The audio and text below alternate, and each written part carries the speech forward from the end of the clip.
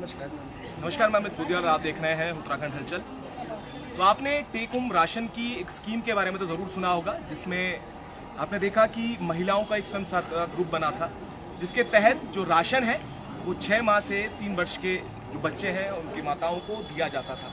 और ये इसलिए भी बनाई गई थी ये योजना कि जिससे जो महिला है वो सशक्त हो सके। पर पिछले 2 वर्ष से जो कहानी है वो बदल गई है। क्यों बदली है? वो जो महिलाएं हैं वो आज हमारे साथ हैं।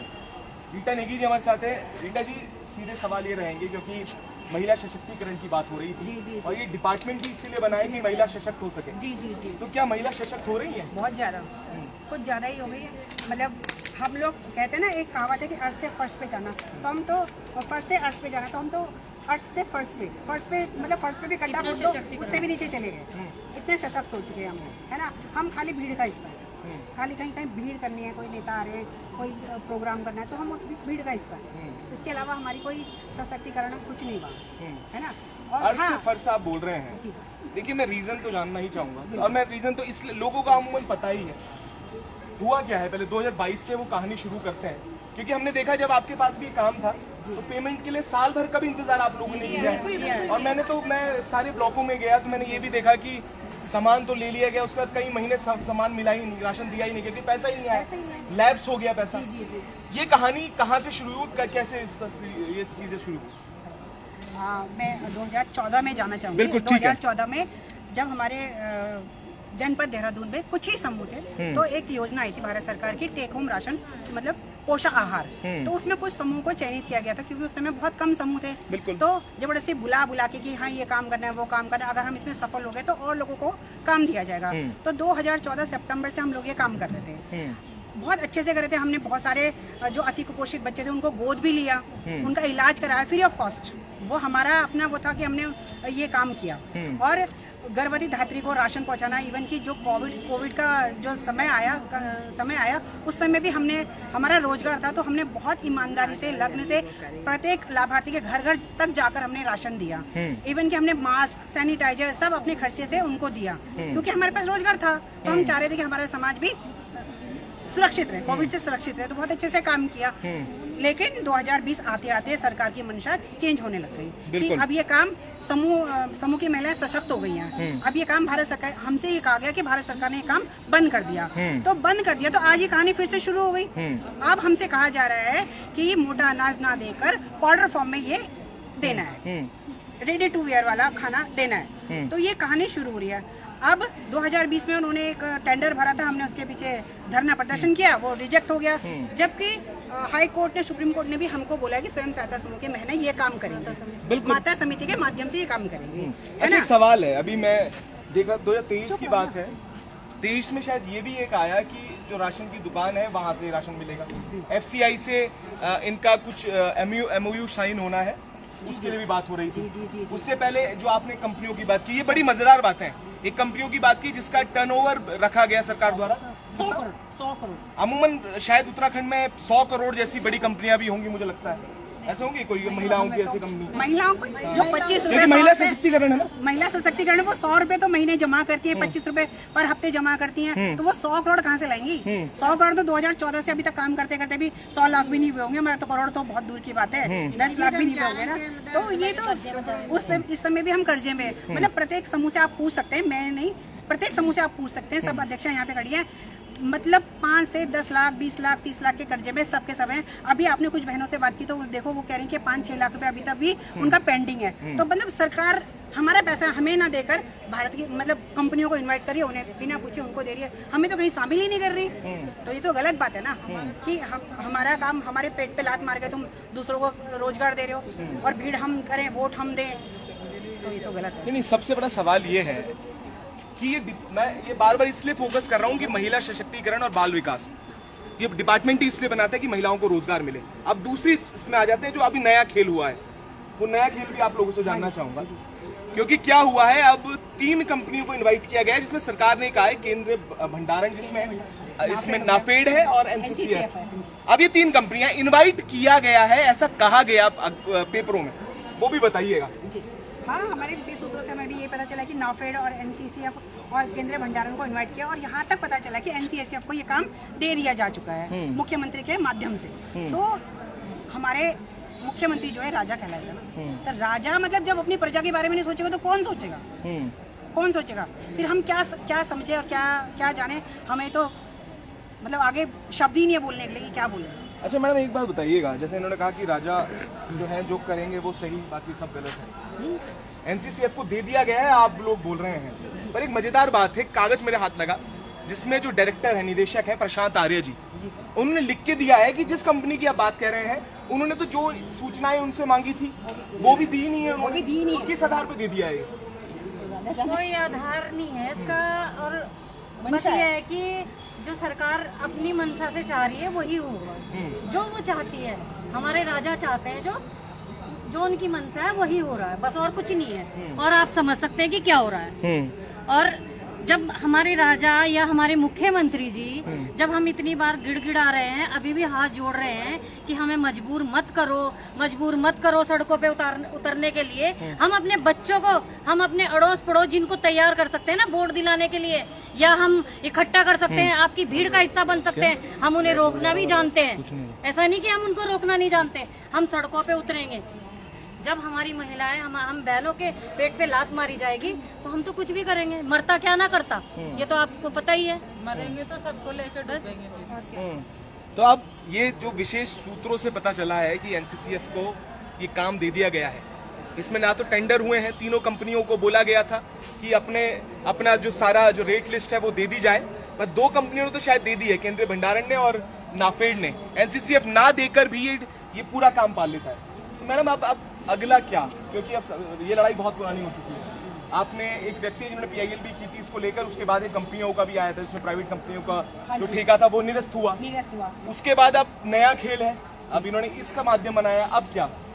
अब वही धरना प्रदर्शन, भूख हड़ताल में बैठेंगे हम। एक साल हमें गुमराह किया तो ये गलत है।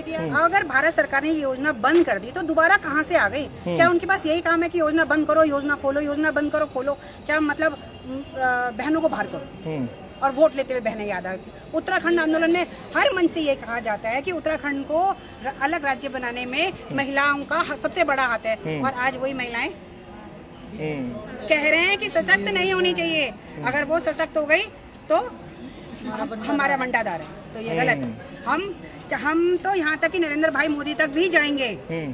अगर वो बात करें ना महिला सशक्तिकरण की, हम उन तक जाएंगे, वो हमारे बड़े भाई हैं, किसी भी माध्यम से जाएंगे, आप लोगों के सोशल मीडिया के माध्यम से जाएंगे, लेकिन नरेंद्र भाई मोदी तक हम अपनी आवाज पहुंचा के रहेंगे, चाहे कुछ भी हो जाए। और ये अभी इलेक्शन हुए हैं, अभी जो सांसद के हुए हैं या इससे पहले, इन्होंने मंडल में या अपना खुश कर रखा है कि वो जो साथ रहे कि ये पद दे के हमारा पेट भर गया क्या?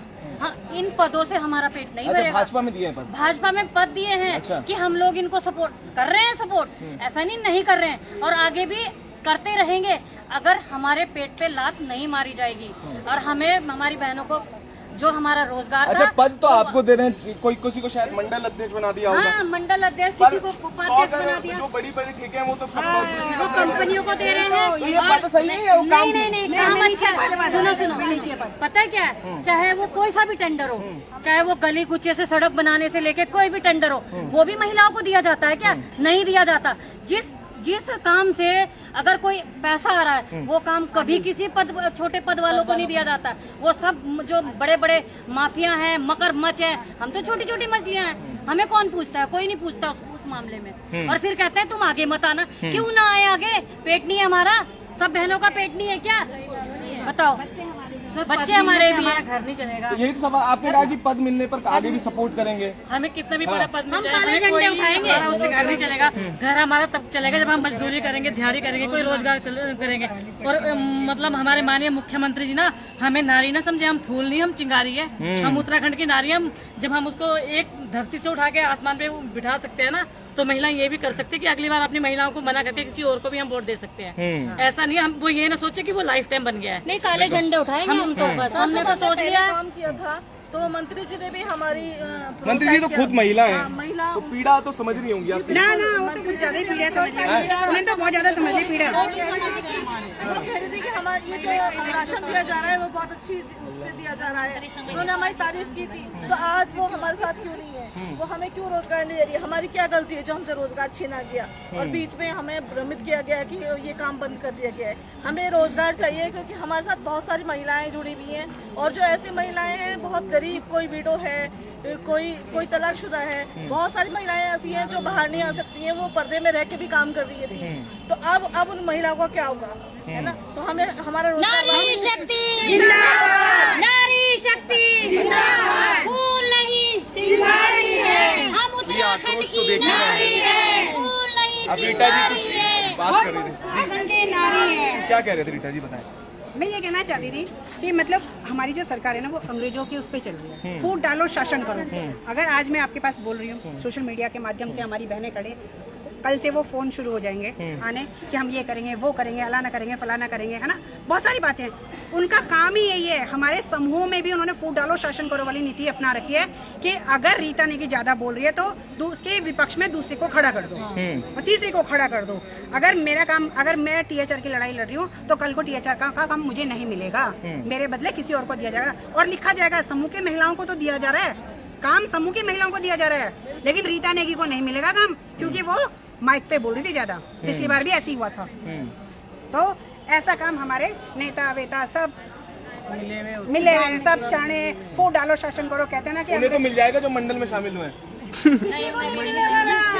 हाँ, जो थोड़ा सा इधर उधर करेंगे शायद टुकड़ा करने का तो भी नहीं मिलेगा। हम अपने हक की लड़ाई लड़ रहे हैं कि हमने जो काम किया था, जिसकी शुरुआत हमने की थी, वो काम हमें मिलना चाहिए बस।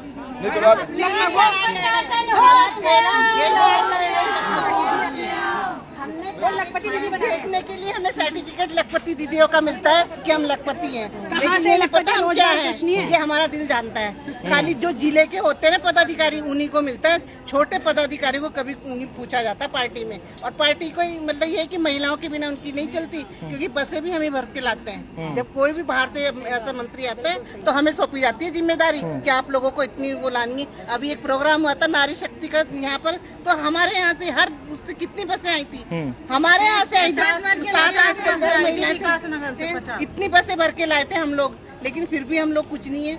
उसी टाइम इलेक्शन के दौरान घर घर आप लोगों को ये जिम्मेदारी है, आप लोगों को अपना बूथ जिताना है। हम तो अपना बूथ जिता के भी कुछ नहीं है, बूथ जिताने के बाद भी हम कहाँ हैं, रोड पे आ गए। ये पीड़ा है। देखिए, ये सबसे मजेदार बात इसमें निकल कर आई है, ये वो नारियां हैं जो भाजपा के मंडल और बूथों में और अपना बूथ सबसे मजबूत में काम कर रहे हैं। और पीछे आप देख रहे हैं नारेबाजी। बड़ी बड़ी कंपनियों को जो ये अभी नया निकाला है NCCF, नाफेड और केंद्रीय भंडारण, इसमें जिस तरीके से बात की गई है और ये इन्होंने आरोप लगाया NCCF को सीधे तौर पर ये काम दे दिया गया है। एक लेटर है, प्रशांत आर्या जो निदेशक है उन्होंने सीधे तौर पे कहा है कि जो रेट है वो नहीं दिए गए हैं, किस आधार पर टेंडर दिया गया या काम दिया गया, वो अपने आप में अभी तक जो गुत्थी है सुलझने का नाम नहीं ले रही है। अब सवाल अपने आप में बड़े हैं कि ये कंपनियों के लिए THR बनाई गई है या इन महिला सशक्तिकरण के लिए। क्या ये विभाग को बंद कर देना चाहिए जिसमें महिला सशक्तिकरण जैसा नाम लिखा हुआ है? क्योंकि मंत्री जी का ये भी हमें सूत्रों से पता चला है कि इसमें सीधे तौर पर मंत्री जी का कोई इसमें रोल नजर नहीं आता। शायद बड़े स्तर या कहें मुख्यमंत्री ने खुद इस पर अपनी स्वीकारता दी है, तो देखना होगा। इसमें एक बड़ा सवाल है कि आखिर इसमें आगे क्या होने वाला है। हम भी लगातार अपडेट करते रहेंगे, तब तक के लिए जुड़े रहिएगा और देखते रहिएगा उत्तराखंड हलचल।